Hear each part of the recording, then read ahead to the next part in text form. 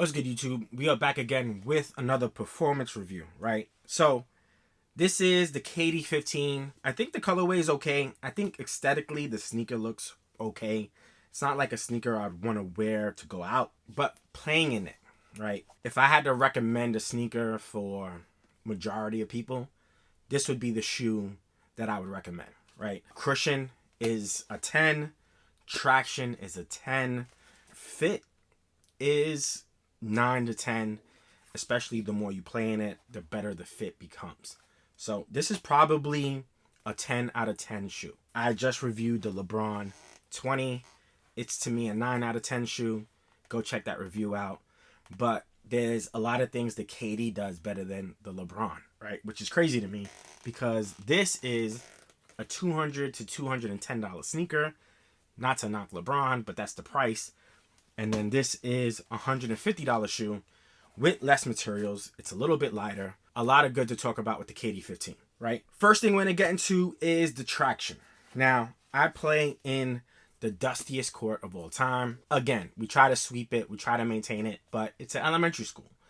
And we only play in it once a week. So there's only so much we could actually do. With that being said, the traction with the KD15s is probably the best sneaker I like to use on this court when it comes to traction, because this one just grips the floor better than any other shoe. I know I mentioned this before, but the two top traction shoes that I play in right now are the Freak 4s and the KD15s.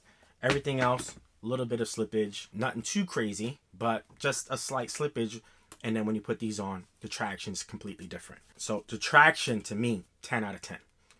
This is phenomenal traction. It hasn't even been broken in, to be quite honest, but it's very sticky, and for whatever reason, it doesn't absorb a lot of dust. So, for example, right, I play in the Jordan 37, and this is a dust magnet, right? I mean, it's just crazy how dusty this one is, but when you take a look at this shoe, I played in this one as well. In fact, I played in this sneaker more, and there's no dust on the traction. So I don't know if there's some science behind this shit. I don't know if this is some sticky or anti-stick rubber. I really don't know. But I know when it comes to performing on the court, this traction is the truth.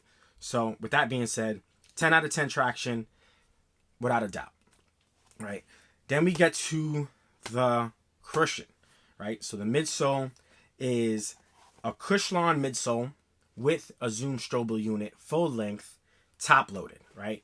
My favorite setup, right? This is a setup we see in the Jordan 36. This is a setup we see the Nike GT Jump. They didn't have Cushlon, but they had a Zoom Strobel unit that was full length, right? Let me try to open this or pull off the insole.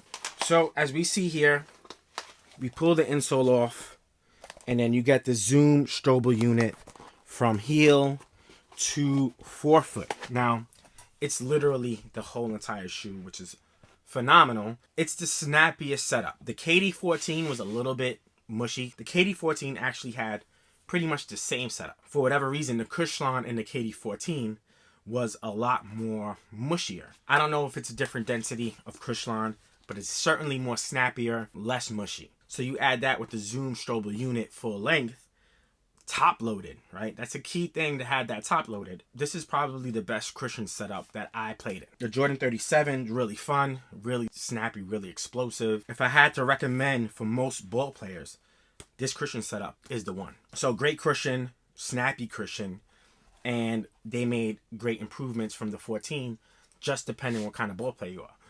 Me personally, I don't like my Cushlon to be really mushy. The LeBron 20 and the KD14 were a little bit on the mushy side. This one isn't. Super snappy, great traction. Now we get to the fit in the upper. For the most part, the shoe's pretty light. I'm not going to put it on a scale.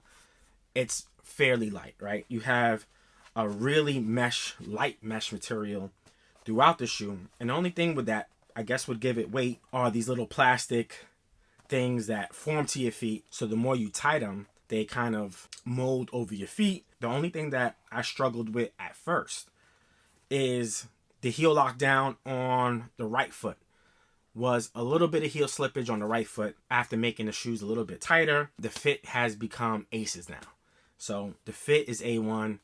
again, you have to give these shoes a little bit more than just a one-time play, because you usually get the best out of them the third, fourth, fifth day that you play in them, because things start to change within the shoe. So the fit usually changes, the rubber compound changes, the cushion can change. Playing in these multiple times, the fit in these have become really good. So I would say the fit right now is about a 10 out of 10. When I first put these on, they're about 7 out of 10. Heel slippage is scary, right? You don't want heel slippage mess you up during a move. It could cause an injury. So heel slippage is something you want to stay away from. Now that there's no heel slippage, this has become probably my favorite and best sneaker in my rotation. Best overall sneaker in my rotation, I would say, is the KD15. But as far as actual performance, this is pretty aces to me.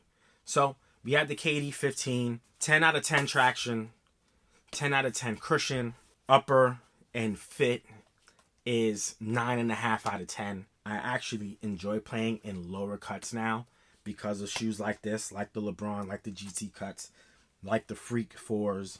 So I don't want my ankle to feel consumed. This to me is a top tier sneaker performer. If you can get these $100, $90, which you probably can, go for it. Especially if you're just gonna wear them to play basketball in, because these are pretty damn good. This is a pretty damn good basketball sneaker. I would actually rank these higher than the LeBron 20. If we had a ranking system, I think these are better than these, right? This is a really good sneaker as well. It just does everything right. So that's my review on the KD15. I hope you guys enjoyed this review. I enjoy playing in these sneakers. I'm actually going to play in these this weekend. So I'm going to give these and the LeBron 20 a little bit more burn. On to the next one. Be out. Peace.